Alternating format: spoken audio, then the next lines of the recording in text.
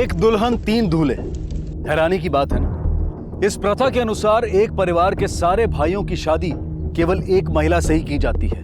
नतीजन उस महिला के 2, 3 या फिर कभी कभी 6 पति भी होते हैं। यहाँ के लोगों का मानना है कि इस प्रथा की वजह से आगे होने वाले संपत्ति और जायदाद संबंधी झगड़े टाले जा सकते हैं। और तो और कुछ लोग इसे आबादी नियंत्रित करने का जरिया भी मानते हैं।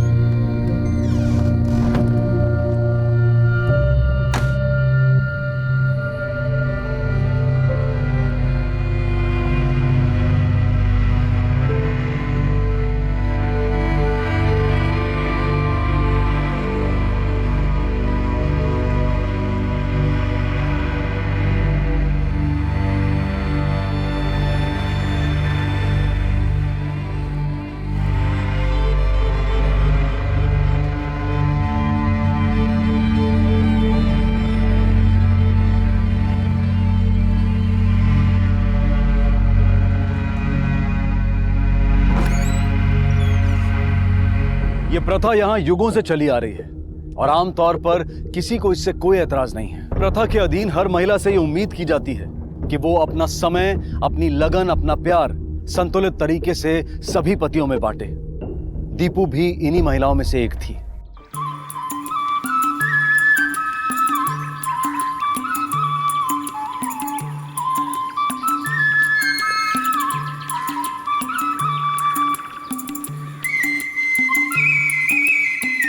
की बनाया आज? साग बनाया है तेरे लिए। आज बड़ी जल्दी आ गया तू। आज सारा काम जल्दी खत्म हो गया। अच्छा, मैं आना है। हाँ ठीक है, मैं रोटी बनाती हूँ। जी।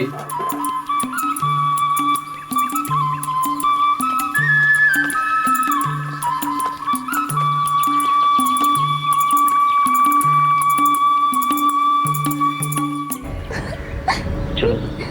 क्या? अभी चलो। नहीं मैं जा रही हूँ। चलो। नहीं छोड़ो ना। मैंने खाना अभी। नहीं मैं जा रही हूँ, बस चलो। चलो। हाँ अभी चलो। हाँ अभी।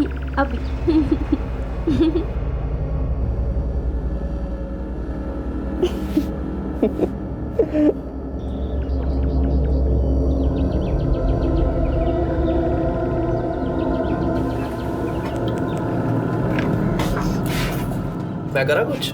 ना मैं कर लूंगी पुत्र। ओहो, अच्छा चल ये प्याज काट ले। चला।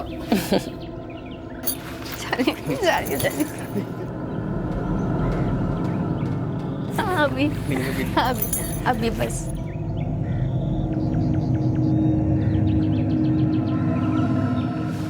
मम्मी जी मैं कर देती हूँ। नहीं ये हो गया, तू रोटी बना ले, ठीक है? लो जी आगे चाह।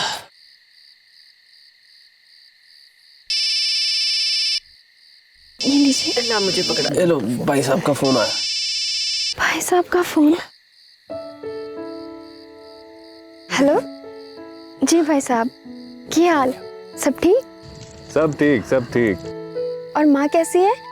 और सुमी? अरे कहा ना सब ठीक। अच्छा सुन, ने खुशखबरी है। अपनी सुमी का ब्याह तय हो गया। ब्याह? सुमिदा? तू कब आएगी? कल आ जा। कल? जी वो मैं इनसे पूछ के आ जाऊंगी। हाँ हाँ यही कह रहे हैं। ठीक है फिर कल आ रही है। दीपू की ही तरह सुमन की भी इसी प्रथा के अनुसार शादी होने वाली थी, लेकिन 3 से नहीं 6 भाइयों से। इस समाज की अन्य महिलाओं की तरह सुमन भी बचपन से यह जानती थी और मान चुकी थी कि एक दिन उसे भी इस प्रथा को स्वीकारना होगा, और वो दिन आ चुका था।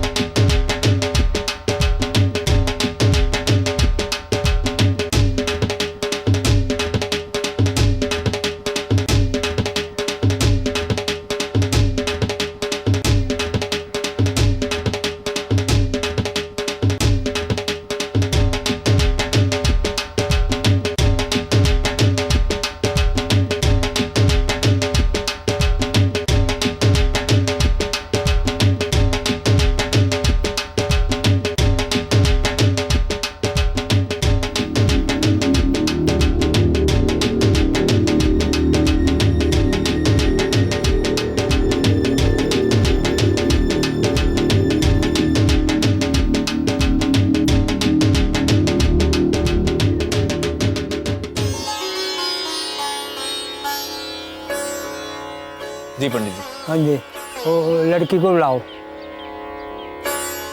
दीपू जा सुमी को बुला ला। जी भैया। भैया तो तैयार नहीं हुई? वो जा जल्दी जाके तैयार हो, पंडित जी कह रहे मुहूर्त का टाइम हो रहा है। भैया मुझे ये ब्याह नहीं करना। पागल हो गई है? बोल क्या रही है? भैया 6 आदमियों से शादी करके मुझे अपनी जिंदगी खराब नहीं करनी। ये क्या बोल रही है? नहीं जी, बच्ची है ना, शायद घबरा गई होगी। कोई नहीं, सब ठीक है। तू जा तैयार हो। भैया मुझे ये ब्याह नहीं करना। बहुत जलील किया जी आपने। जब इसको शादी करनी ही नहीं थी तो हमें क्यों बुलाया? ना हम यहाँ आते और ना इस तरह इस लड़की के हाथों बेइज्जत होते। ये अच्छा नहीं किया आपने हमारे साथ। बहुत बुरा अंजाम होगा इसका। इस बेइज्जती का बदला तो हम लेके रहेंगे। नहीं जी, आप तो खामखा गुस्सा हो रहे हो। मैं समझाता हूँ ना इसको, मैं समझाता। हम समझाएंगे बेइज्जती क्या चीज होती है। सारी बिरादरी में तुम्हारा सर ना झुकाया तो देखना। चलो सब।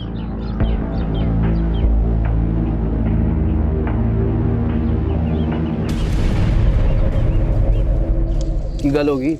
परेशान क्यों है? सब परेशान है, सुमी भी। और नंदन भैया तो बहुत नाराज है उससे। मुझे भी कह दिया कि मैं घर चली जाऊं। कोई ना, तू कल की ट्रेन तो वापस आ जा। मैं कल के दोपहर की ट्रेन से चली आती हूँ। चल ध्यान रखिए अपना। क्या कहा? कहती ब्याह कैंसिल हो गया। क्यों, क्या हुआ? कहती कल आके ही बताएगी। तो अच्छा है ना, कल मैं मार्केट जा रहा हूँ तो लौटते वक्त मैं ले आऊंगा साथ में। अच्छा मैं अभी आता हूँ। इस प्रथा का विरोध कर सुमन ने अपनी शादी तोड़ दी। दीपू अगले ही दिन लौटने वाली थी और उसके 3 पति बड़ी बेचैनी से अपनी पत्नी के लौटने का इंतजार कर रहे थे, लेकिन हाँ जी भाई साहब।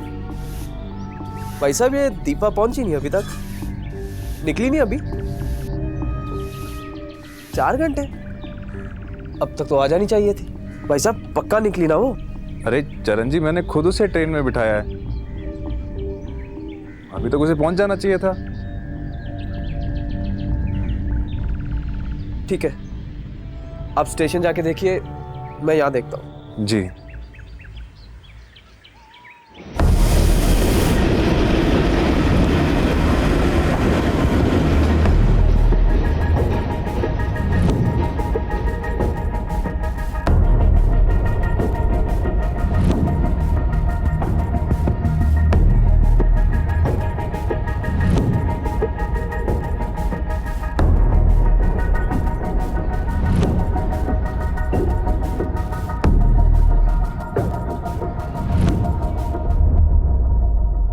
पिटवाल, कॉपी ऑन हो इसकी। कितने बजे की ट्रेन में बैठाया था आपने उन्हें? साहब जी 11 बजे की ट्रेन थी। तो याद है कि उस वक्त क्या पहनी हुई थी? सर अच्छी तरह याद नहीं, पर शायद गुलाबी कलर का सूट था सर जी। और कुछ याद है? नहीं सर, बहुत परेशान है सर। एक बहन की शादी टूट गई और दूसरी लापता है। साहब कुछ भी करके हमारी बीवी को ढूंढ दीजिए। हम पूरी कोशिश करेंगे उनका पता लगाने की, और आपको भी कुछ याद आ जाए ना तो कांटेक्ट करिएगा। ओके? भाई ने तो ट्रेन में बैठा दिया था सर। जो कुछ भी हुआ है सफर के दौरान ही हुआ है। हाँ, हो सकता है। अच्छा, पता करो कि उसके भाई ने जो कुछ हमें बताया था उसमें सच्चाई कितनी है। आखिर पुलिस ने अपनी छानबीन शुरू कर दी। जहां इस तरह की वारदातें आमतौर पर नहीं होती, वहां पर दीपू का गायब हो जाना एक असाधारण घटना थी। बहुत नाराज हुए थे ना आप शादी टूटने पर? बहुत बेइज्जती हुई थी ना? जी साहब, बेइज्जती तो बहुत हुई थी। भैया 6 आदमियों से शादी करके मुझे अपनी जिंदगी खराब नहीं करनी। जब इसको शादी करनी ही नहीं थी तो हमें क्यों बुलाया? इस बेइज्जती का बदला तो हम लेकर रहेंगे। और इसलिए आपने लड़की की बहन को गायब? नहीं साहब, हमने ऐसा कुछ नहीं किया। हमने तो अपने बेटों की शादी कहीं और पक्की भी कर दी है। तुमने शादी क्यों तोड़ी? हाँ? अच्छा, शादी टूटने का दीपा से कोई वास्ता?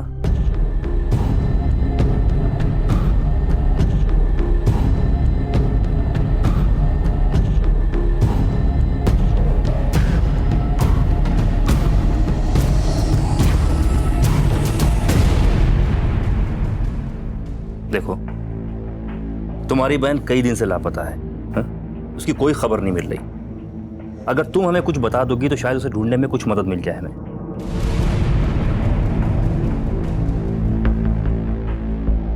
उसके कहने पर ही तोड़ दिया था मैंने ब्याह। क्या बात है दीदी? कुछ नहीं। तुझे याद है सुमी, बचपन में हम गुड़िया की शादी 3 गुड्डों से कराते थे, और फिर वो गुड़िया उन गुड्डों के साथ हमेशा के लिए खुश रहती थी। पर पता है सुमी, असली जिंदगी में ऐसी खुशी सिर्फ बचपन के उन खेल में ही होती है। बचपन के उन खेल में और असली जिंदगी के खेल में बहुत फर्क है सुमी। नहीं होता अब। उन तीनों से प्यार करना, तीनों को खुश रखना नहीं होता अब। उन तीनों की खुशी अब मेरे लिए मौत से भी बदतर हो गई है।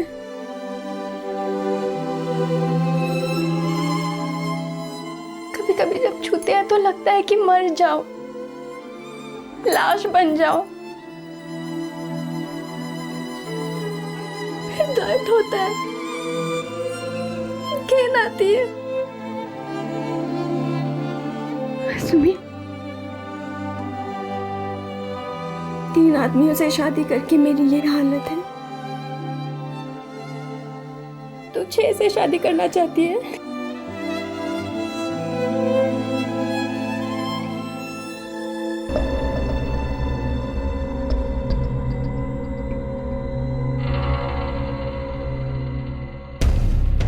मैंने आपसे झूठ बोला साहब जी।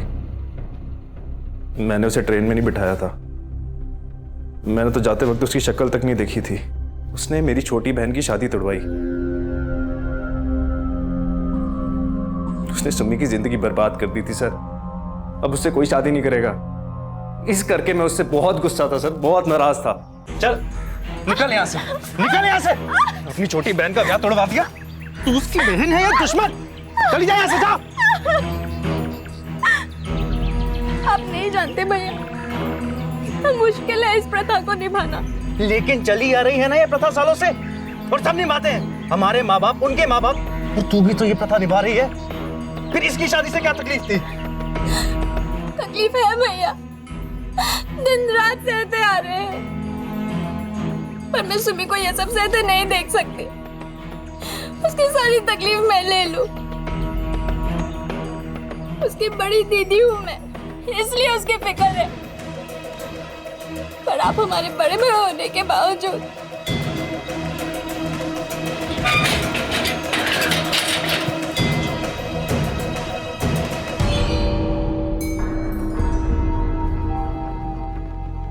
साहब मैं उससे नाराज था, बहुत नाराज था, लेकिन इतना भी नहीं कि मैं।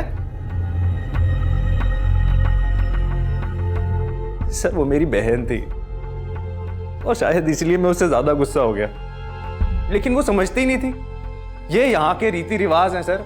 हमारी माँ ने, हमारी दादी ने, सबने ऐसे ही जिंदगी जी है, सभी ने इसी तरह जिया है, लेकिन उसे ये मंजूर नहीं था। वो ऐसे नहीं जीना चाहती थी। सब कहीं उसने अपने आप को। उसका पता हम लगा लेंगे, फिलहाल तुम शहर में रहना, जाओ। क्या लगता है सर, ये सच कह रहा था? ये सच कह रहा है या झूठ कह रहा है, इसका पता बहुत जल्द चल जाएगा, जब हमें यह पता चलेगा कि दीपा वाकई तकलीफ में थी क्या, और तकलीफ में थी तो वो तकलीफ थी क्या।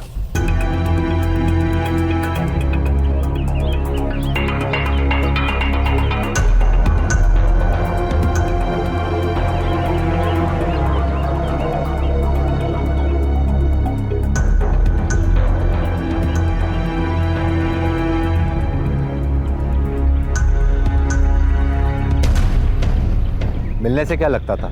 कैसी लड़की थी दीपा? उसका स्वभाव कैसा था? घुलती मिलती थी सबसे? बात करती थी? कोई दोस्त है उसके?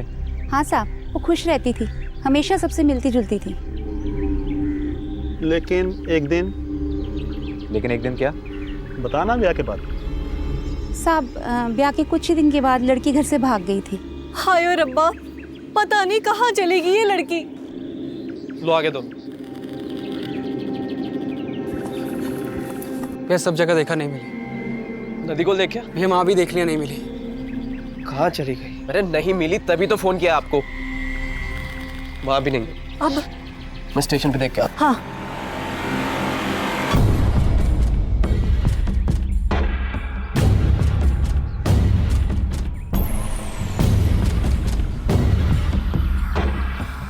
कहाँ गई थी तू? हाँ बोल। अब तेरी जबान नहीं खुल रही, गूंगी हो गई है। यहाँ सवेरे से सारे ढूंढ ढूंढ कर परेशान हो रहे हैं। कहाँ थी तू? भैया जी, घर छोड़ के भाग गई।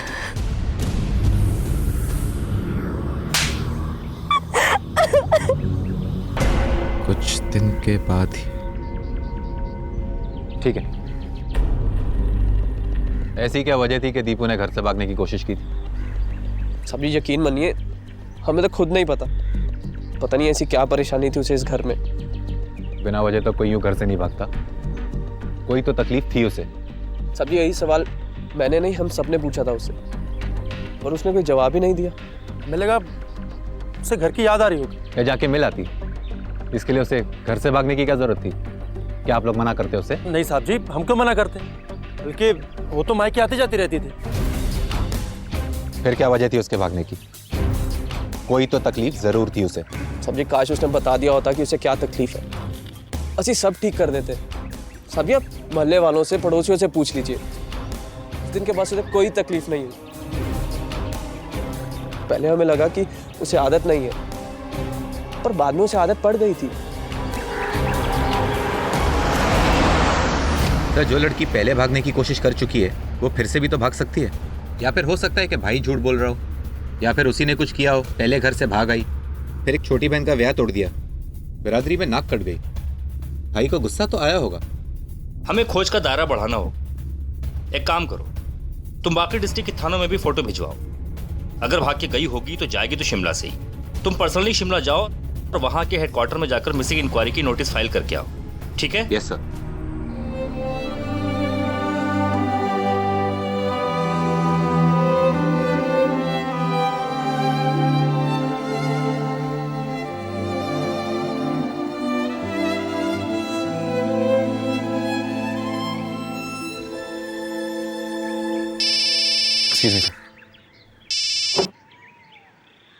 Hello sir, constable S K Sharma बोल रहा हूँ, खगेड़ा पुलिस स्टेशन से। जी बोलिए।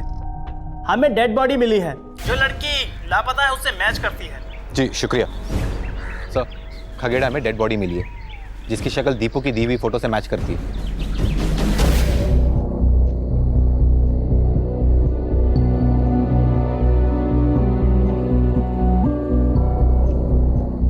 पोस्टमार्टम करवाओ। Yes sir.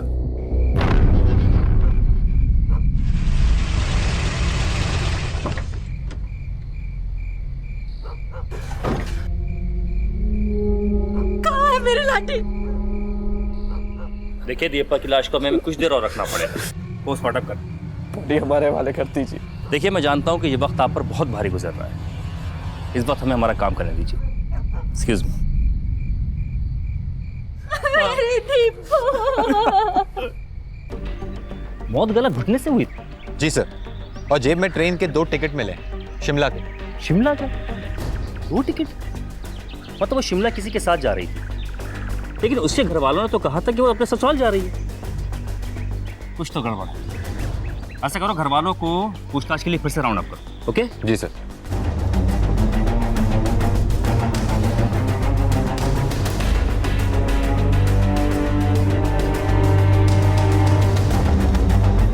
साहब जी आप कहना क्या चाहते हैं? हम क्या करेंगे? आप बार बार हमसे एक ही सवाल पूछेंगे तो हम क्या जवाब देंगे? जो असली मुस्लिम है आप उसे क्यों नहीं पकड़ते? ठीक है, भाभी जा सकते हैं।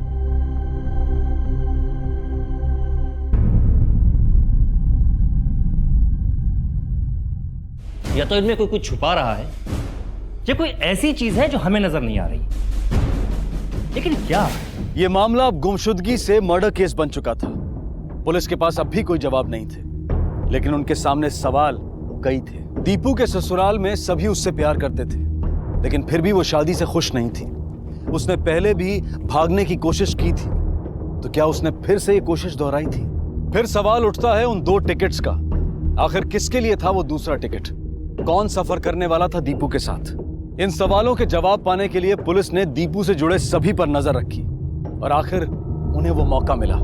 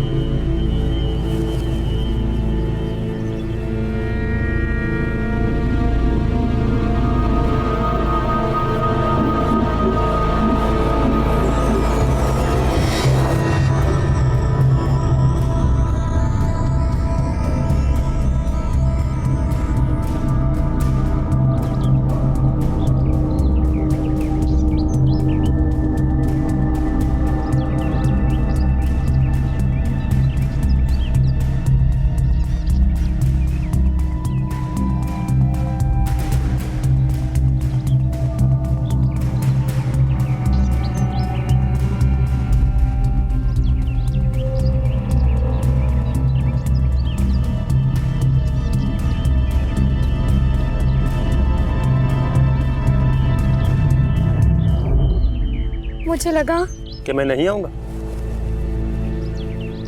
विक्रम, सच बताता है क्या? मतलब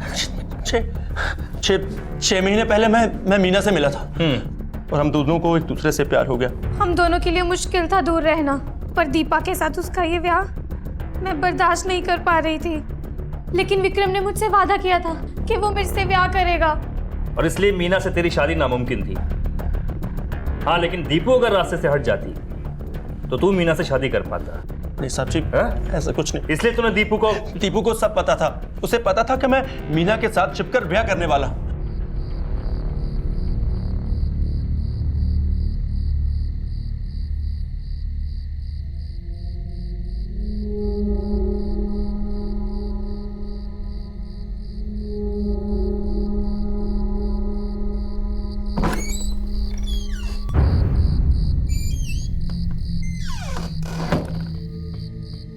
कितना लंबा दिन था ना आज। थक गया। तुम भी थकी लग रही हो। चलो सोते हैं। नहीं नहीं, ऐसा बिल्कुल भी नहीं है। थकान तुम्हारे चेहरे से साफ नजर आ रही है। चलो सो जाते हैं।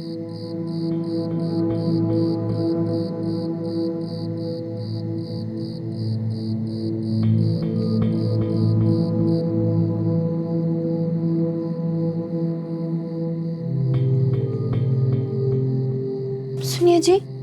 हाँ?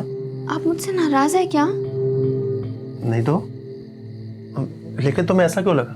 नहीं, वो सबका ख्याल रखना मेरी जिम्मेदारी है ना। और कुछ दिनों से देख रही हूँ कि आप मुझसे दूर रहते हैं। मैंने कुछ गलत किया क्या? नहीं नहीं, ऐसी कोई भी बात नहीं। ऐसा ही है, बताओ ना जी, मैंने कुछ तो जरूर गलत किया होगा। नहीं, वो बस सारा दिन काम में थक जाता हूँ और कुछ नहीं। इतने दिनों से, बताओ ना जी।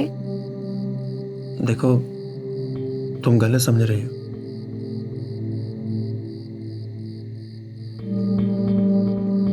बात यह है कि एक लड़की है, कुछ दिन पहले मिली थी और हम प्यार कर बैठे।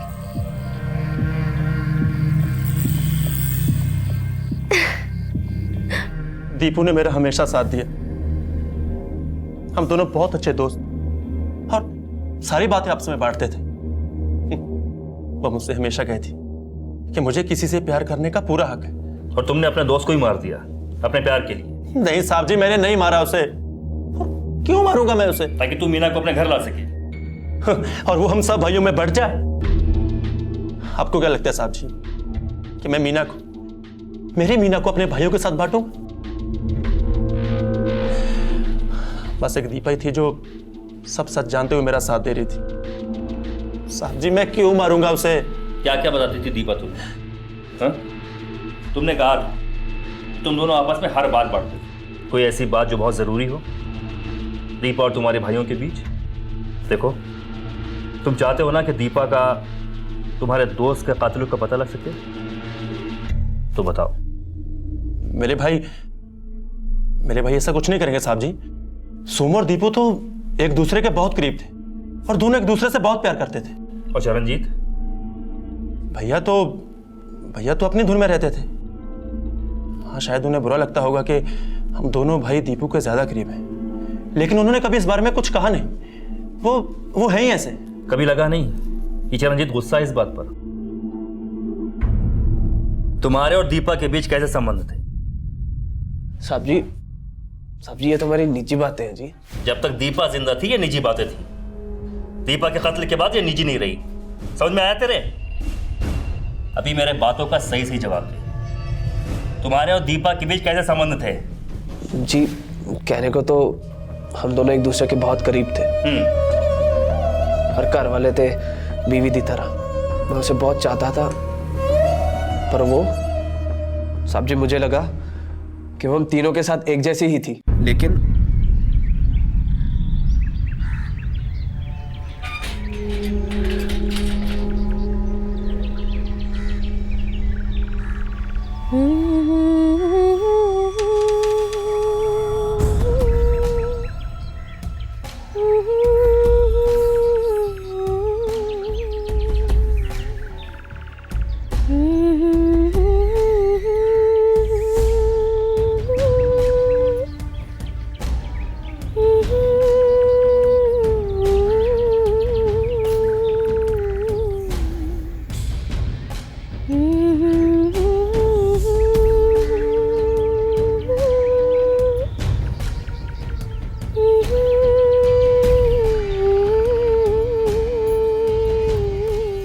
पर नहीं, वो सोमदेव विक्रम के ज्यादा करीब थी। मैंने देखा था उन्हें एक दूसरे से हंस के बातें करना, गाने गाना, आंखों ही आंखों में इशारे करना, सब दिखता था जी।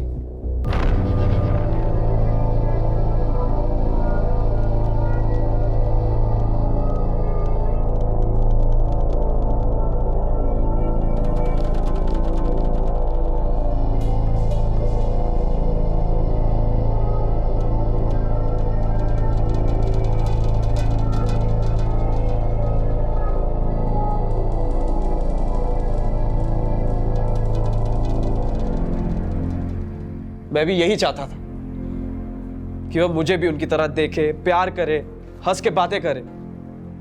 हक था मेरा। मैंने उसे छीनने की नहीं, पाने की कोशिश की। ना, आज रहने दे। चल आज बातें करते। अरे चल, बातें नहीं करनी ना तो मुझे आज गाना सुना दे। अरे बहुत अच्छा गाना गाती है तू, मैंने खुद सुना अपने कानों से। नहीं, मैं थक गई हूँ।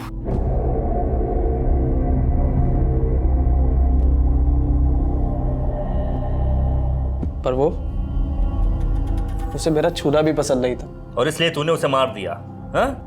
आपको अब भी लगता है कि मैंने मारा है उसे? दीपा को प्यार करता था जी मैं उसे। प्यार नहीं, जुनून। जुनून सवार था तेरे सर पर दीपा के प्यार को पाने का। और कई बार जब ये जुनून एक तरफा हो ना, तो उसे नफरत में बदलते देर नहीं लगती। जी मैं उसे नुकसान पहुंचाने की सोच भी नहीं सकता। जिस वक्त दीपा की मौत हुई, तू कहाँ था? जी मैं कथा सुनने गया था, माता जी को साथ लेकर गया था जी। जी कथा सुन रहे थे मैं और चरण। ये बेटा मेरा बड़ा ही ध्यान रखता है, बड़ा ही अच्छा बच्चा है मेरा, ये बहुत संस्कारी है जी ये। बाकी वो जो दूसरे हैं सोम और विक्रम, वो तो जी बहुत बेकार है। बस यही है बच्चा जो माँ का ख्याल रखता है जी। ये एक ऐसा मामला बन गया था जिसमें कई संदिग्ध बातें सामने आई। वो भाई जिसे प्रथा को अस्वीकार करने वाली बहन पर गुस्सा था, वो पति जिसे किसी और से शादी करनी थी, या वो पति जो ईर्ष्या की वजह से किसी भी हद तक जा सकता था, या वो खानदान जो सुमन के शादी तोड़ने की वजह से अपमानित महसूस कर रहा था। क्या कातिल इनमें से ही कोई था या फिर कोई और? सर, फोन रिकॉर्ड्स कुछ आ गए हैं, कुछ बाकी। ओके। अच्छा सुनो, मुझे दीपा के भी सारे फोन रिकॉर्ड सही हैं? मंगवाए हैं सर। सर ये देखिए।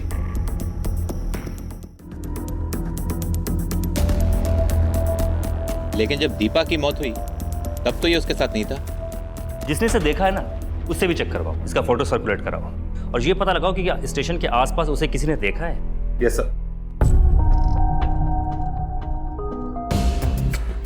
अरे सुनो। हाँ सर। इस आदमी को पहले देखा है कभी? हाँ सर। ये इस लड़की के साथ देखा था? हाँ जी, ये दोनों ही पुल के तरफ गए थे। साहब जी फिर मुझ पे शक क्यों कर रहे हैं? वजह पूछना चाहता है ना? हाँ, वजह पूछता है? चल आज मैं तुझे कई सारी वजहें बताता हूं। वजह एक, दीपू की मौत के वक्त तेरी फोन की लोकेशन वहीं ट्रेस हुई जहां दीपू को आखिरी बार देखा गया था। वजह दो, इस आदमी का बयान जिसने तुझे दीपू के साथ पुल की तरफ जाते हुए देखा था।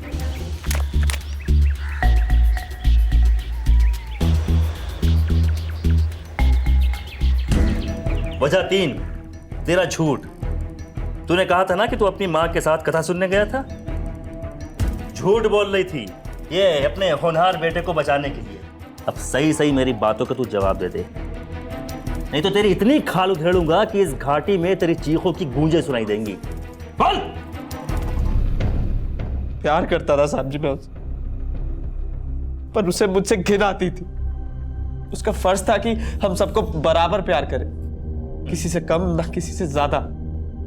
पर उसने मुझे सोम और विक्रम जितना प्यार नहीं दिया। मैंने ये भी बर्दाश्त कर लिया, पर जब मैंने उसके प्लान के बारे में सुना, मुझसे रहा नहीं गया साहब जी।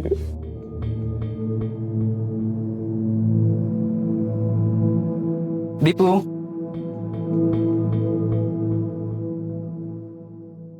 दीपू क्या हुआ?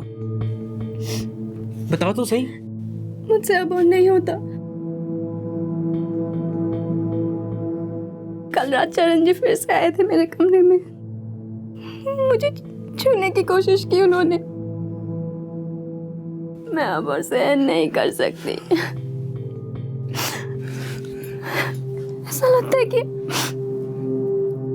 मानो मेरा बलात्कार हो रहा है।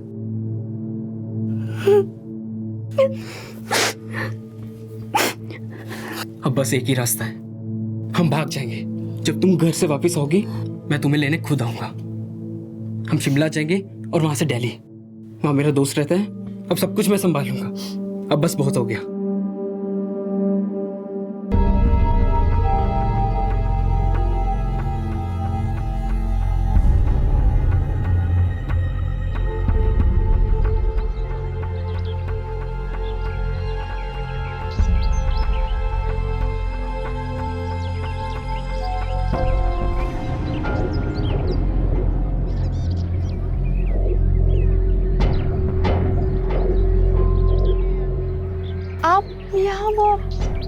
सोम जी आने वाले थे ना? हाँ वही आने वाला था, पर उसका रास्ते में एक्सीडेंट हो गया। एक्सीडेंट? हाँ वो पास के अस्पताल में भर्ती है, जल्दी चलो। चलिए।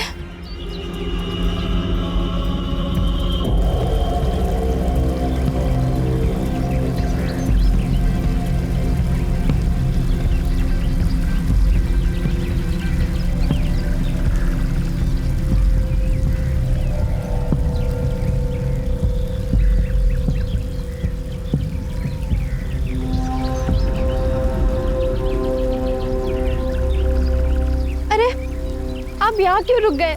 चलिए ना, मुझे सोम जी की बहुत चिंता हो रही है। तुम्हें कभी मेरी चिंता नहीं होती ना?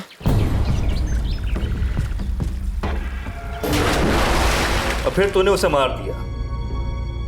सोम को क्यों नहीं मारा? वो भी तो उससे बहुत प्यार करता था। हाँ? तेरा भाई था ना, इसलिए। उसकी कोई गलती नहीं थी, गलती दीपू की थी। उसका धर्म था कि हम तीनों से बराबर प्यार करें, बराबर ध्यान रखें, ना किसी का कम ना किसी का ज्यादा। गलती दीपू की थी। अकेले चरणजीत की गलती नहीं है, गलती आप सबकी है, क्योंकि आपने इस प्रथा में हिस्सा लिया है, उसे बढ़ावा दिया है। सजा आप सबको मिलनी चाहिए। ये कैसी प्रथा है जो इंसान की भावनाओं को उलझाकर तोड़ मरोड़ कर रख दे? क्या फायदा ऐसी प्रथा का जो उससे जुड़े सभी लोगों का जीवन बर्बाद कर दे? जो इस अनुचित नींव पर टिकी हो कि एक औरत उससे विवाहित सभी पुरुषों के साथ एक समान प्यार करे। ये कैसे मुमकिन है? वक्त आ गया है कि हम ऐसी निरर्थक और हानिकारक प्रथाओं से हमेशा के लिए मुंह मोड़ लें। समय आ गया है कि ऐसी गलत प्रथाओं में विश्वास रखने वाले दीपू और उसके जैसी न जाने कितनी ही बदकिस्मत लड़कियों की कहानियों से कुछ सीखें।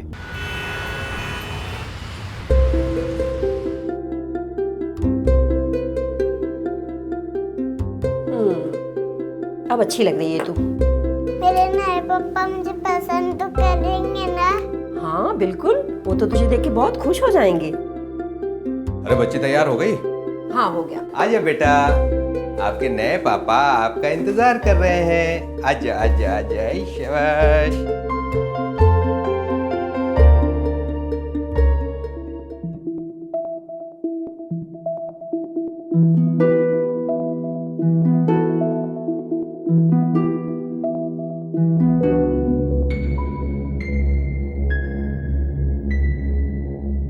गुड़िया, मेरा कंधा नहीं दबाओगी? बहुत दर्द हो रहा है। अभी दबाती हूँ। और जोर से, और जोर से। मुझे बहुत ज्यादा दर्द हो रहा है, थोड़ा जोर से दबा दो ना। और जोर से दबाओ।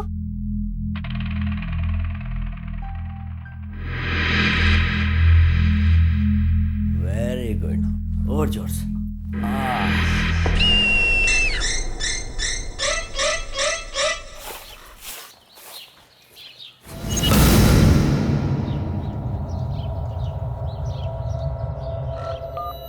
Hello sir.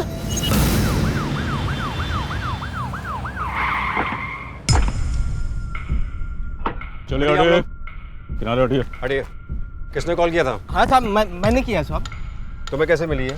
यहीं पे पड़ी हुई थी साहब। मैं रोज इस बिल्डिंग में कचरा उठा के यहाँ पे फेंकने आता हूँ साहब। आज भी जब आया तो एक बोरी में हाथ देखा। जब देखा तो साहब मैं घबरा के आपको फ़ोन किया।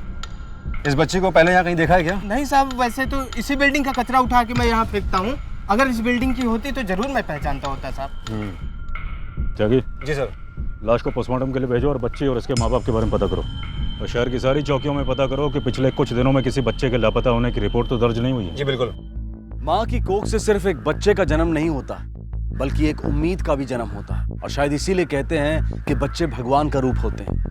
लेकिन हमारे इस समाज में इंसानों के साथ साथ इंसानों के भेष में हैवान भी छुपे होते हैं।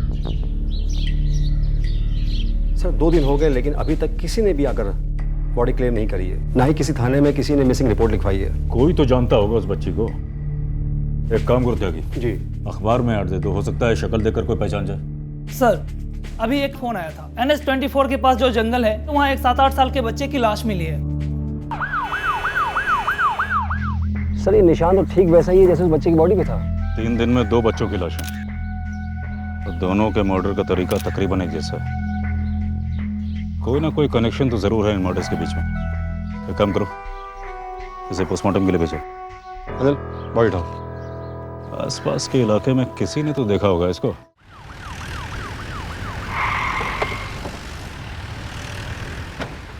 सुनो, इसको कहीं देखा है? गौर से देखो।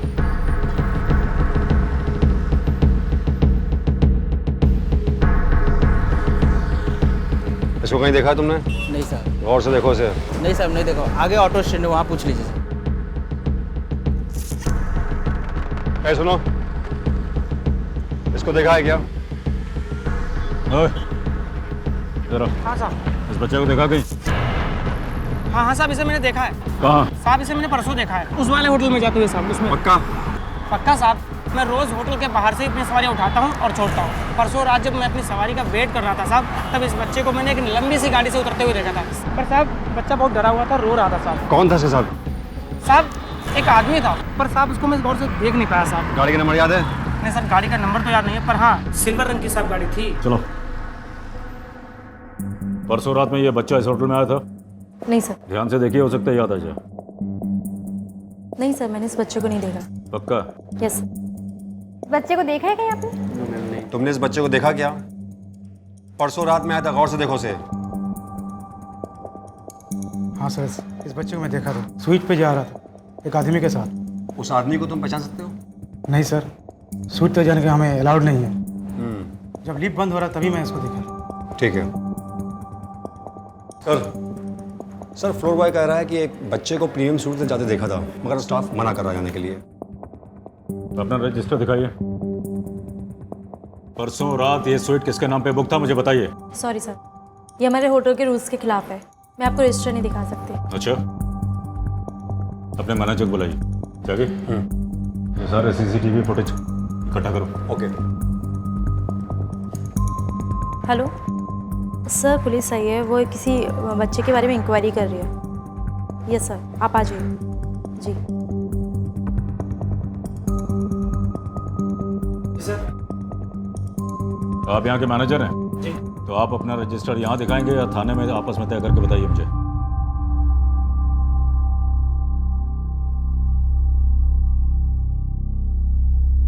जल्दी कीजिए, टाइम नहीं है। सर, वो एमएलए सर की वाइफ के नाम से बुक था।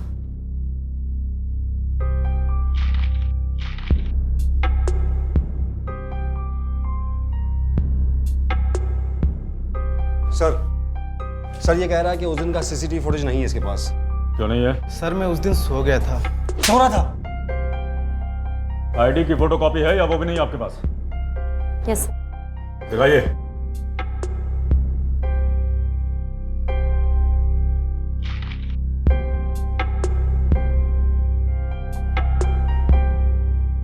चलो। हेलो, हाँ बोलो। हाँ ठीक है सर, पोस्टमार्टम की रिपोर्ट आ गई है। दोनों बच्चों की हत्या करने से पहले उन्हें मारा और घसीटा गया है और उनके साथ शारीरिक शोषण भी हुआ है। सर, जो दूसरा बच्चा है उसकी लगभग सारी हड्डियां टूटी हुई हैं। एमएलए विकास सिंह, इसे देखते।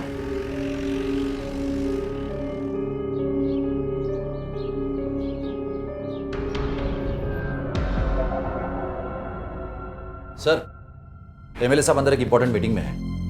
लेकिन मुझे अभी मिलना है। सर, वो डिस्ट्रिक्ट कोर्ट के जज साहब आए हैं एक केस के सिलसिले में कुछ मशवरा लेने के लिए, और हमारे एमएलए साहब जी को कानून की बहुत अच्छी नॉलेज है ना, तो वो अंदर डिसाइड कर रहे हैं कि किसको सजा मिलनी चाहिए किसको नहीं। हमें आप पे पूरा भरोसा है जज साहब, हम भी आपका ख्याल रखेंगे। अब चिंता ना करें, सब छूट जाएंगे। आइए। आओ इंस्पेक्टर, मुझे पुलिस प्रोटेक्शन देने आए हो तो अब तो देर हो चुकी है। अगर तुम्हें प्रोटेक्शन की जरूरत हो तो हम दिलवा देंगे। मर्डर इन्वेस्टिगेशन के लिए आए सर।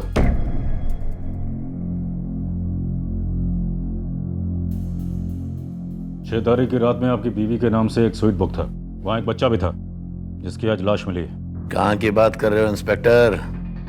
इंग्लैंड की? गाजियाबाद की। इंस्पेक्टर, उस दिन मेरी बीवी इंग्लैंड में थी। वो कुछ अपने लिए कपड़े वगैरह और सैंडल खरीदने गई है। और तुम्हारी जानकारी के लिए ये बता दूं कि अभी भी वो वहीं है। उनकी आईडी की कॉपी है हमारे पास। यहाँ मेरी बीवी का आई कार्ड चोरी हो गया है और कोई उसका गलत इस्तेमाल कर रहा है, और तुम उस कमीने को ढूंढने की बजाय यहाँ आकर मुझे परेशान कर रहे हो हैं? अब तो मुझे भी टेंशन हो रही है अपनी बीवी के आई कार्ड की। जाओ जाकर ढूंढो उसे। चिंता मत कीजिए मेरे साहब, अपराध का रास्ता आसान जरूर होता है लेकिन लंबा नहीं। आईडी कार्ड भी मिलेगा और अपराधी भी। चलो त्यागी। पुलिस बेहद संवेदनशील मसले से जूझ रही थी। मृत बच्चों के बारे में कोई जानकारी नहीं मिल पा रही थी और फिर अचानक एक दिन पटना से एक दंपत्ति गाजियाबाद पहुंचे। 1 महीने पहले उनकी बेटी का अपहरण हुआ था और जिस बच्ची की लाश मिली थी वो उन्हीं की थी।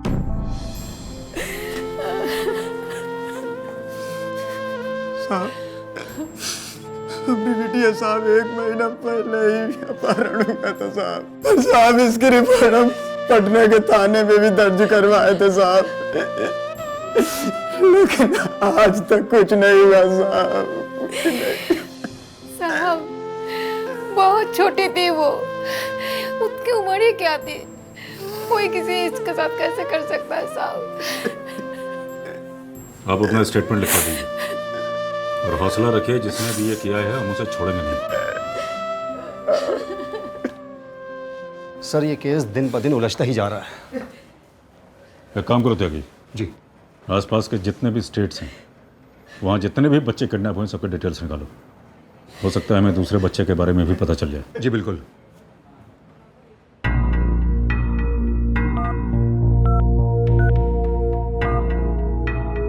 हेलो सर, मैं सिटी हॉस्पिटल से बोल रही हूँ।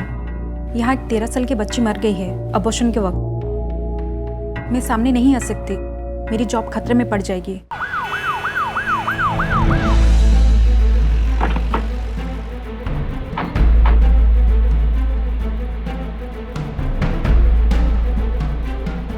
त्यागी जी सर। अंदर।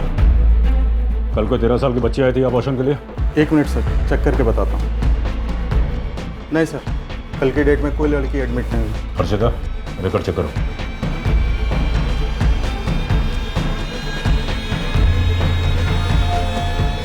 सर इसमें कोई रिकॉर्ड नहीं। मुझे पता है कि वो लड़की यहाँ आई थी। अगर उसकी बॉडी मिल गई तो तुम सबको अंदर डाल दूंगा, समझे? सर मॉर्ग में कोई भी 13 साल की लड़की की लाश नहीं है।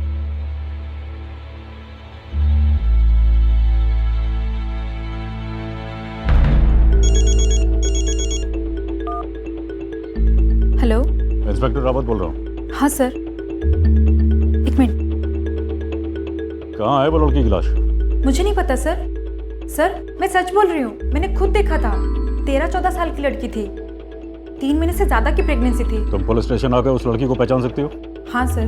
ठीक है त्यागी। जी सर। ये आसपास की दुकानों का सीसीटीवी फुटेज निकालो और इस नर्स को पुलिस स्टेशन बुलाओ। जी बिल्कुल।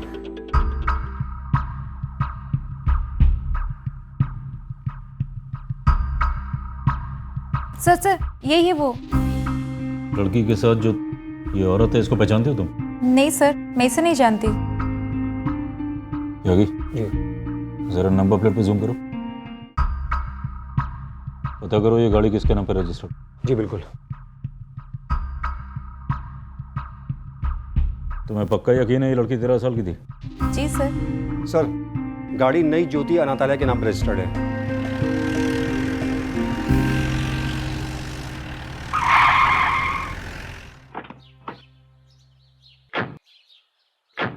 अपने इंचार्ज को बुलाओ। ये लो, सबसे पहले लाइन में खड़े हो जाते हो ना।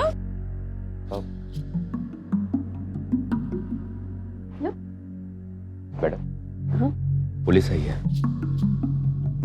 ऑफिस में बैठो, मैं अभी आती हूँ। चलो चलो चलो चलो चलो, ये लो।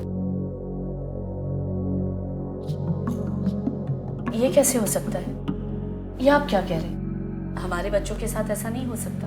और ऐसी कोई बच्ची नहीं है हमारे आश्रम में। आप चाहे तो रजिस्टर देख सकते हैं।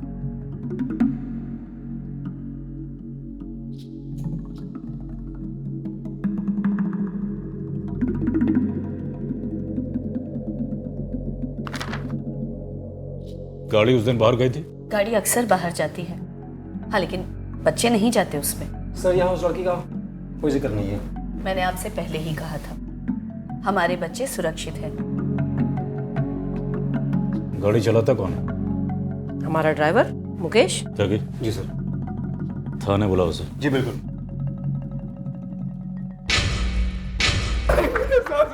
नहीं मालूम? हाँ, जल्दी बोल, उस लड़की को हॉस्पिटल ले जाने के लिए किसने कहा था?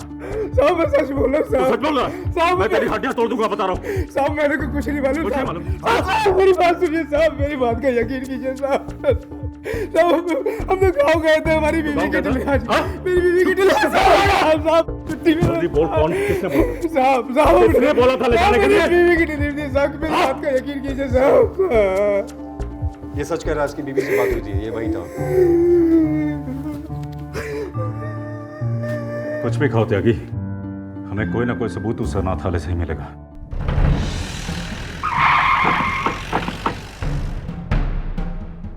तुम्हारी हिम्मत कैसे हुई बच्ची पर हाथ उड़ाने की? ये बच्चे अनाथ नहीं हैं, मेरे बच्चे हैं ये। निकलो अब यहाँ से। आप लोग यहाँ? कुछ पता चला क्या? हमें आपके आश्रम के बच्चों से पूछताछ करनी है। कुछ प्रॉब्लम है आपको? नहीं, कोई प्रॉब्लम नहीं। बुलवाई। मैं अभी बच्चों को इकट्ठा करवाती हूँ। हाँ, बस थोड़ा प्यार से पूछिएगा, वो छोटे बच्चे हैं ना। देखो बच्चों, पहचानते हो उस बच्चे को? तुम? डरो नहीं बच्चों, पुलिस अंकल को सब सच सच बताओ। तुम देखो बेटा, सर किसी को कुछ पता नहीं है। हमने पहले ही कहा था आपसे, ये बच्ची यहाँ की नहीं है। हो सकता है किसी ने हमारी गाड़ी का इस्तेमाल किया हो हमें फंसाने के लिए। मैं कुछ दिनों के लिए शहर से बाहर जा रही हूँ। अगर आपको किसी भी तरह की हेल्प चाहिए होगी तो प्रीति और संदीप है यहाँ पर। चलो।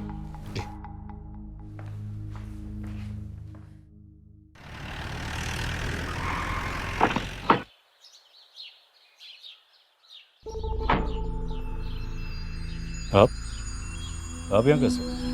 घास छीलने आया हूँ, छीलेगा मेरे साथ? पुलिस वाला हूँ सर, माली नहीं। वैसे इस आश्रम में आप क्या कर रहे हैं? एमएलए साहब यहाँ रेगुलरली चंदा देते हैं, अपनी जनता से बहुत प्यार करते हैं और बच्चों से खास कर।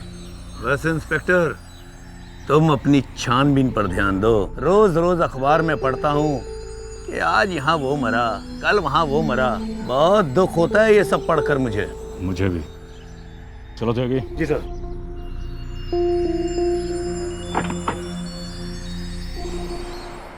ये केस दिन ब दिन पेचीदा होता जा रहा था। धीरे धीरे कई नए पहलू सामने आ रहे थे। ये कोई मामूली केस नहीं था। पुलिस को कहीं ना कहीं मालूम था कि ये किसी बड़े गिरोह का काम है। आखिरकार पुलिस ने भी इन शातिर मुजरिमों से मुकाबला करने के लिए एक अलग पैंतरा आजमाया। साहब हमने साहब हमने बताई ना, हमारे कछु केस थे, कछु लेना देना नहीं है। फिर हमें पकड़ के ले आए खाम कर रहे हैं। एक मिनट, हम जानते तुमने कुछ नहीं किया। फिर साहब हमने तुम्हारे लिए एक नई बहन ढूंढी। बहन? हाँ, ये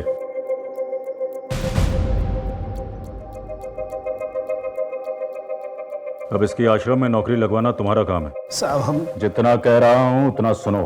देख, डर मत, हमें पता है कि तूने कुछ नहीं किया है, बस तुझे हमारी मदद करनी पड़ेगी। साहब हम गरीब आदमी, हम चुप। मासूम बच्चों की जिंदगियों से खिलवाड़ हो रहा हूँ, समझा? जितना सर कह रहा उतना कर। समझ रहा है? जी समझ गया साहब। अपना यही तुम्हारा घर है, यही रहना है, पढ़ना है, लिखना है। तुमको यहाँ कोई चीज का तकलीफ नहीं होगा, ठीक है? चल। मेरी अम्मा से बात करवा दो ना। हाँ हाँ, अभी करते हैं। हेलो, अंबिका की अम्मा बोल रही हैं? हाँ हाँ, यहाँ सब ठीक है। हाँ, कह देंगे कह देंगे। अम्मा तुम्हारी कह रही हैं कि हम जो कुछ कहें तुम हमारी बात मानना, ठीक है? चलो।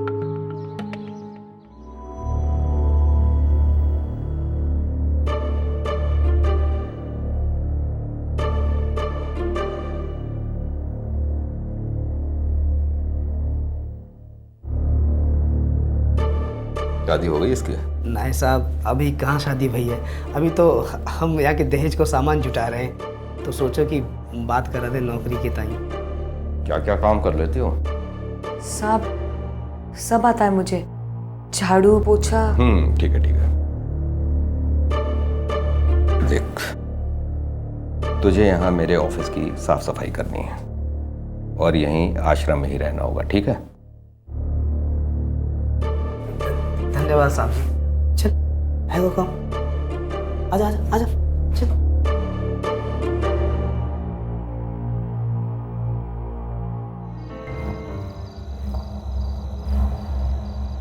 सर अभी अभी किसी बच्चे की चीखने की आवाज आई है, मैं पता लगा रही हूँ कि कौन था।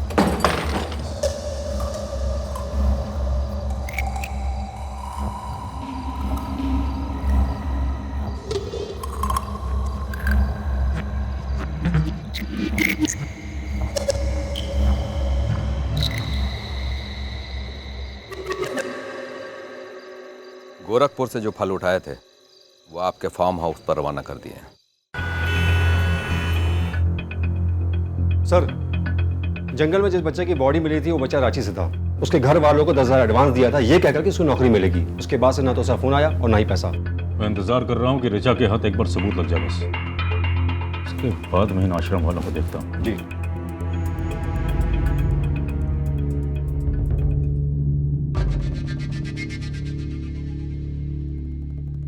हाँ बेटा, लॉलीपॉप मुंह में लो।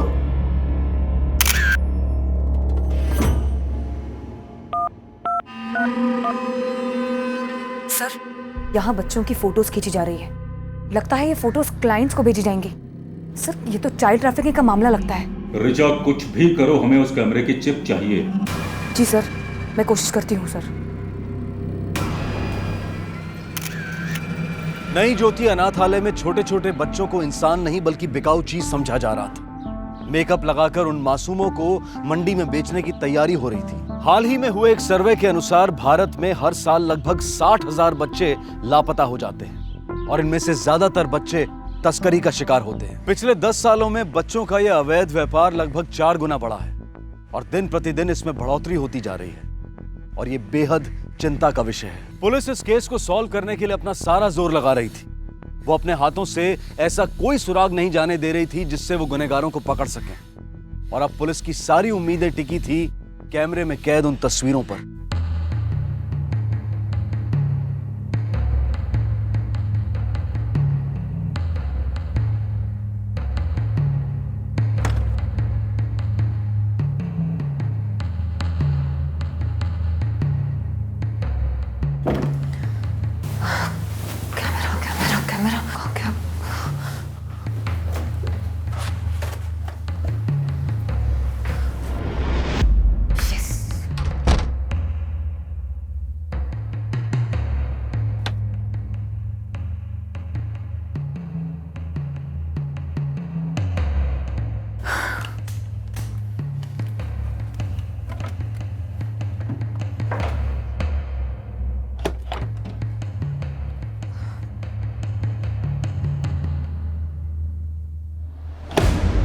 अरे इतनी जल्दी में कहाँ जा रही हो? साहब वो मैं ऑफिस की साफ सफाई हो गई? हाँ साहब, सब कुछ कर दिया मैंने। मैं जाती हूँ। अरे जरा रुको तो सही, सारा दिन काम ही करती रहोगी, थोड़ा आराम भी कर लिया करो। ये हाथ देखो, ये हाथ देखो कितने नाजुक हैं, इनको ज्यादा तकलीफ मत दिया करो। हाँ देखो, रिलैक्स, टेंशन मत लो, कोई तुमको कुछ नहीं कहेगा, कोई कुछ नहीं कहेगा। साहब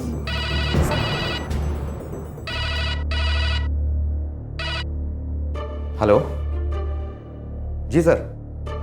हाँ सर, मैं चिप लेकर आ रहा हूँ, सारे नए फोटोज हैं सर। जी जी जी जी, मैं आ रहा हूँ।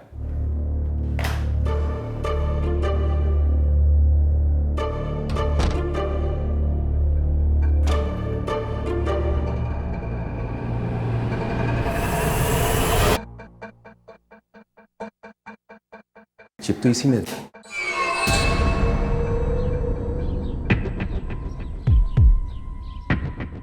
ए, रुको। हाँ साहब। इसमें क्या है? इसमें मैं सब्जियां लाऊंगी साहब। दिखाओ इधर।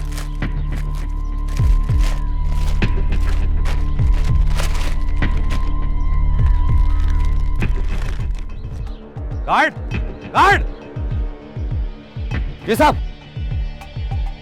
इसे या किसी और को भी यहां से बाहर मत जाने देना। अगर यहां से कोई भी बाहर गया तो देख लूंगा सबको।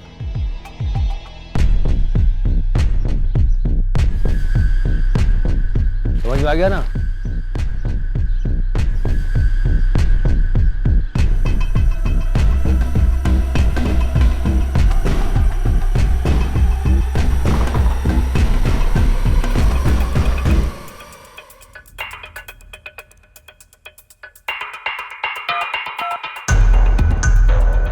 हेलो, चिप मेरे हाथ लग गई है सर।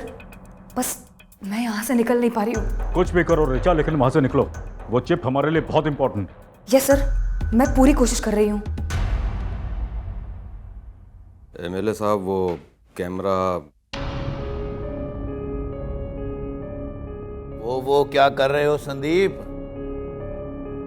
जल्दी जाओ, जाकर लैपटॉप लेकर आओ। मल्होत्रा साहब को देर हो रही है। जाओ। जी एमएलए साहब।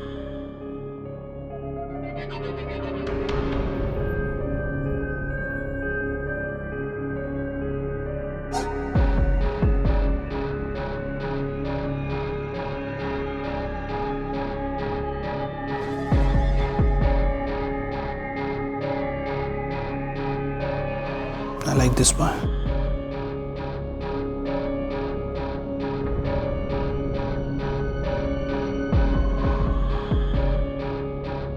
बहुत अच्छी चॉइस है आपकी सर।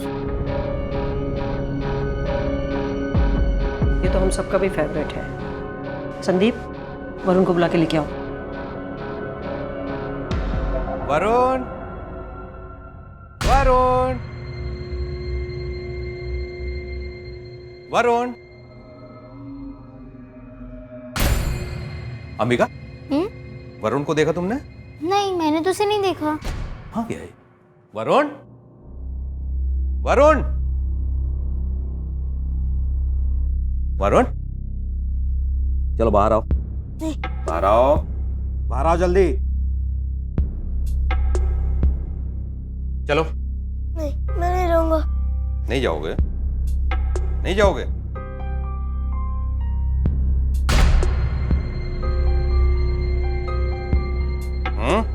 जाओगे कि नहीं? चलो। वरुण कहाँ जा रहा है? बेटा, वरुण को एमएलए साहब अपने साथ ले जा रहे हैं। फंक्शन में वरुण उनको माला पहनाएगा। मुझे भी जाना है एमएलए सबको माला पहनाने। मैं भी जाऊँ उसके साथ? हाँ हाँ, तुम भी जाओगी बेटा, लेकिन अभी तुम्हारे जाने में वक्त है। चलो।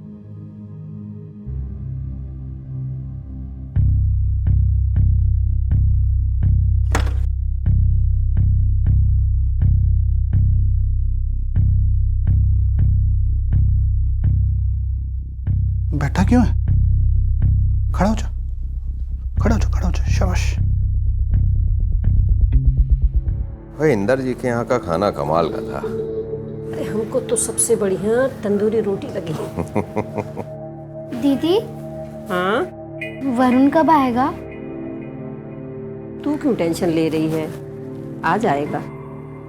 आ, तुझे भी नेल पॉलिश लगा दूं। आजा। प्रीति, बड़े होकर अंबिका बिल्कुल हीरोइन दिखेगी, है ना?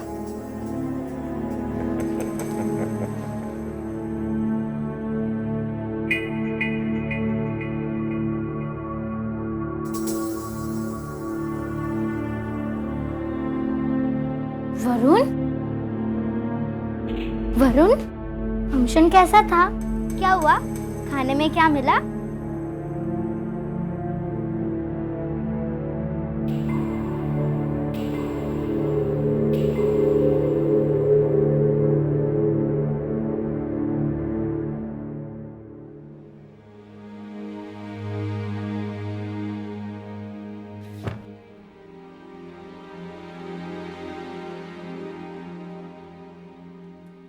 वरुण, उठो बेटा, उठो। वरुण बेटा, अरे डरो मत, मुझे बताओ तुम्हारे साथ कुछ हुआ है क्या? बेटा डरो मत, अरे मैं दीदी हूँ तुम्हारी, तुम्हें कुछ नहीं होगा। हाँ बताओ मुझे। मुझे नहीं नहीं रहना। हाँ गंदे लोग वो होटल दर्द बार बार आते हैं। हाँ और बताओ वरुण। हाँ ओए, क्या हो रहा है यहाँ पर? दीदी वो रो रहा था ना। तुझे मैंने यहाँ सवाल जवाब करने के लिए रखा है।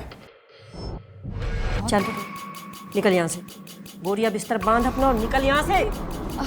दीदी अरे वो बच्चा सच में बहुत। वॉचमैन, वॉचमैन,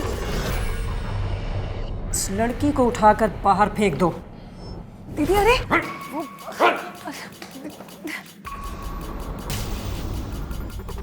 बहुत हिम्मत बढ़ गई है तेरी। हाँ क्या बता रहा था उसको, क्या बता रहा था? सर ये चिप है। क्या की लगाओ से।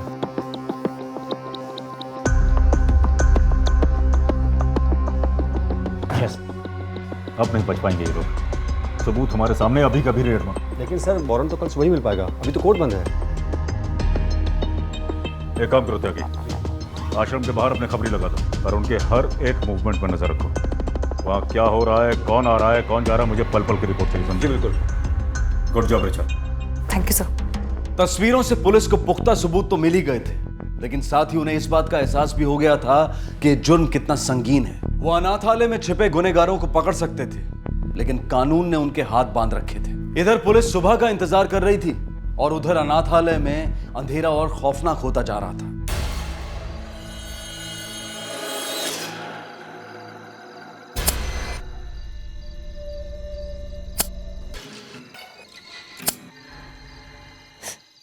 चुप रहने वाले बच्चे कितने प्यारे लगते हैं। जो बच्चे बोलते हैं वो अच्छे नहीं लगते, और जो बच्चे ज्यादा बोलते हैं उनको सजा मिलती है। सॉरी भैया, मैं कभी नहीं करूँगा, कभी नहीं बोलूँगा, माफ कर दो। नहीं।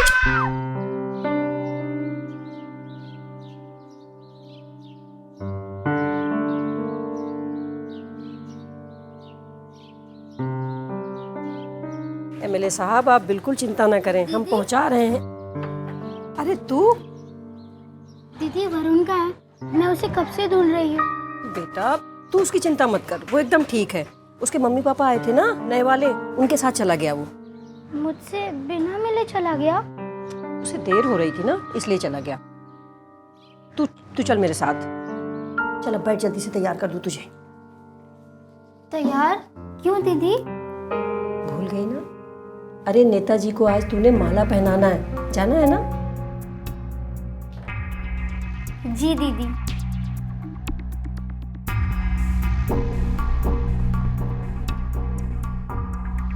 सर वारंट मिल गया है। अब बताते हैं, चलो।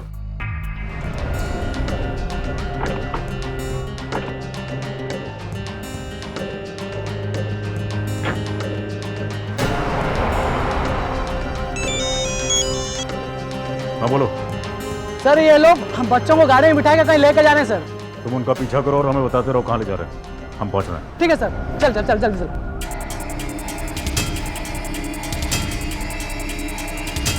हेलो। हाँ बोलो, कहाँ पहुंचना है? सर आगे चौक से राइट मान लीजिएगा। आगे से राइट लेना। बस उसके लेफ्ट साइड में एक होटल है, उसी में जा रहे हैं सर। सर ये लोग ओरिएंटल प्लाजा के अंदर गए हैं सर। आगे पेट्रोल पंप के लेफ्ट में एक होटल है, वहाँ रुकना है। यही है वो लड़की जिसके बारे में मैंने आपको बताया था।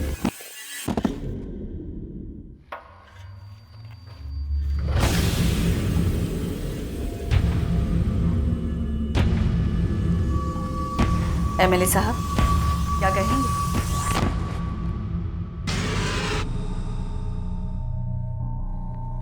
इसकी बोली 50,000 से शुरू की जाए। 50,000 कम नहीं लगता आपको? कम से कम 1 लाख तो होना ही चाहिए। ठीक है, 1 लाख से शुरू करो।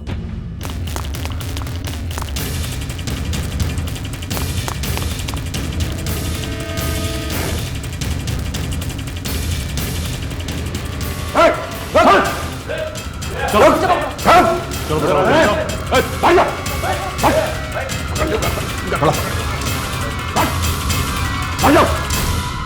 सर सर अंबिका और वरुण यहाँ नहीं है। बच्चों की बोली लगाती हो तुम? हाँ, कहाँ है वो लोग? बेचा जरा इसे भी तो दिखा, दर्द होता क्या है?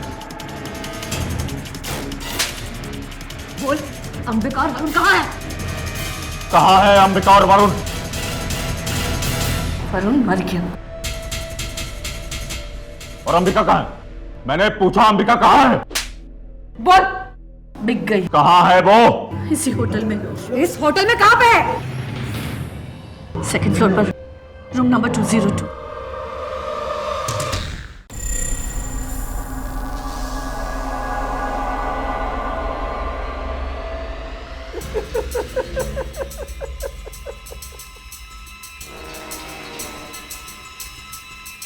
अंकल को अच्छे से डांस करके दिखाओ। मुझे नहीं आता। मैंने कहा अंकल को डांस करके दिखाओ, तो दिखाओ, समझी?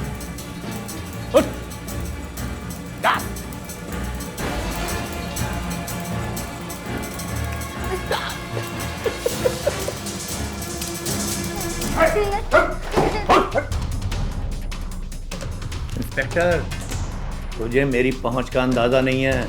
एमएलए हूं यहाँ का, तेरी ये वर्दी उतरवा दूंगा। मैं उसके पहले तो मैं तेरी खाल उतार दूंगा एमएलए। चल, तुझे मेरी पहुंच का अंदाजा नहीं है।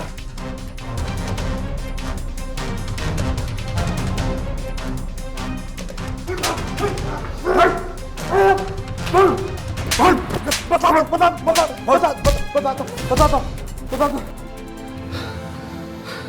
हमारे पास और कुछ चारा नहीं होता साहब। कई बार बच्चों को इतनी ज्यादा लग जाती थी कि उनको मारना ही पड़ता साहब। अगर उनका इलाज के लिए लेकर जाते तो सब शक हो जाता लोगों को, इसलिए मार देते थे। और उसके बाद लावारिस की तरह छोड़ देते थे कूड़ेदान और जंगल में। हाँ, वरुण की लाश कहाँ ठिकाने लगाई? बोलती है कि नहीं? वरुण की लाश को कहाँ ठिकाने लगाया? बोल। वरुण की लाश को हमने जमीन के नीचे दफन कर दिया। अरे एक औरत होकर मासूम बच्चों पर जुल्म करते हो। कल को तेरी बेटी के साथ ऐसा हुआ तो कैसा लगेगा तुझे? हाँ? बोल।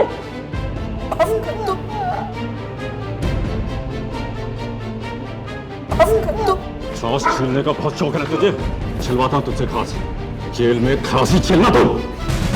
नई ज्योति अनाथालय की आड़ में जो घिनौने अपराध हुए थे, उनसे पूरा देश शर्मसार हो गया था। अपराधियों को सजा तो मिल गई, लेकिन बहुत सी मासूम जिंदगियां बर्बाद हो गई। कई परिवार उजड़ गए। बच्चे हमारे देश का भविष्य भी हैं और हमारी जिम्मेदारी भी, लेकिन अपराधियों के लिए बच्चे बड़े ही आसान शिकार होते हैं। हमारा ये कर्तव्य है कि हम बच्चों को पढ़ाई के साथ साथ ये शिक्षा भी दें कि कौन सा स्पर्श सही है और कौन सा गलत। ऐसे अपराधियों की नजर से सिर्फ अपने बच्चों को ही नहीं, बल्कि सभी बच्चों को बचाना हमारा सामाजिक दायित्व है। इसी विचार के साथ मैं अनूप सोनी आपसे विदा लेता हूं। आपसे फिर मुलाकात होगी अगले एपिसोड में और खुलासा करेंगे एक और जुर्म का। तब तक अपना और अपने परिवार का ख्याल रखें और देखते रहें क्राइम पेट्रोल डायल 100। सबक एक को, सीख हम सबको। जय हिंद। क्राइम पेट्रोल के और भी दिलचस्प कहानी देखने के लिए हमारे चैनल को सब्सक्राइब करें और बेल आइकॉन दबाना न भूलें।